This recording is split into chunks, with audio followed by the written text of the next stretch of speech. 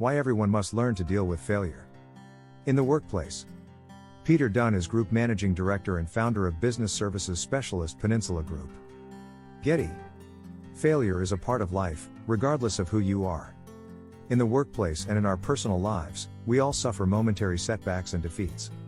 It's rare to succeed without first having failed, so why is failure treated as something to be ashamed of by so many, especially when it comes to business? When things go wrong, many people's first reaction is to point the finger of blame at others instead of accepting responsibility or looking at their own actions. This only makes things worse. Often, it's not just the act of failing that people are afraid of, it's the consequences. You might get an angry call from a client, a deadline might be missed, or a product might launch before it's ready for the market. The fear of being blamed for mistakes can be overwhelming for some and cause intense feelings of embarrassment and anxiety. The more responsibility you have, the worse a fear of failure can become. Learning to deal with these feelings and face them head on is the first step toward a healthy relationship with failure. Why can failing be a good thing? Anytime you fail at something, whether it's a long-term goal or a small project, the first thing you should do is take a step back and detach from the situation. Work backward by tracing the thinking and beliefs you had at the time the mistake was made, and look to see where you made a misstep.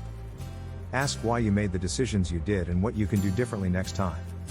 Once you have worked out the reasons behind a failure, you can put together a plan of action to move forward positively and get the results you want while avoiding making the same mistakes again. Furthermore, realize that failure is not a reflection of who you are, it's merely the outcome of a situation. You could have had a misplaced belief or incorrect information that led you to make the decisions you did. It happens to the best of us, and it has happened many times over the course of my career. In fact, my company, which provides HR and health and safety support to businesses, was built out of failure. After losing an employment tribunal case in another business we own, we realized there was a huge opportunity in our current market. If we hadn't lost that case, we never would have known just how hard it is for small and medium enterprises to access affordable and reliable legal advice. We took this lesson and ran with it. We grew from an idea to a few people in a room to the company we are today. But even once we'd started the company, for the first 3 years, we had very little success. Why? Because while we had a solid idea and product, we didn't know how to market and sell it. Again, we learned from our mistakes and started selling our products on a subscription model, 30 years before subscription businesses became the way forward. We now have a thriving global business because we turned a problem into an opportunity. Once you see the lesson to be learned in every failure, you must put your best foot forward, get up and try again. Of course, this can be nerve-wracking at first. But don't let fear of failure prevent you from pursuing your dreams. This will only result in negative, self-fulfilling thoughts and future failure. As a leader, it's up to you to create a culture that accepts failure and encourages employees to embrace and learn from it. There are several ways to do this. 1. Be transparent about your own mistakes. The most important way to create a culture that embraces failure is to be open about your own failures and share your past experiences. Every single person who works at my company knows our story. It's part of the brand identity. Don't be afraid to show your employees that you have failed just like them. This is not a sign of weakness.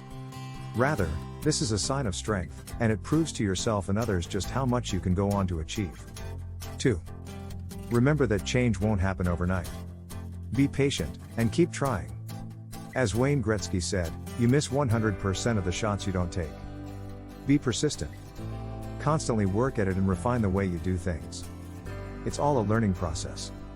3. Consider corporate training and learning opportunities. Perhaps you could hold workshops where you can discuss why something didn't work, delve into the reasons behind the failure and explore the negative feelings that often go hand in hand with failing. Focus on ways to handle failures, what lessons can be learned, and how people can move on in order to grow professionally. 4. Encourage creativity, and support your employees when things go wrong. The aforementioned workshops should also be about sending the message that you encourage innovation and experimentation in the workplace.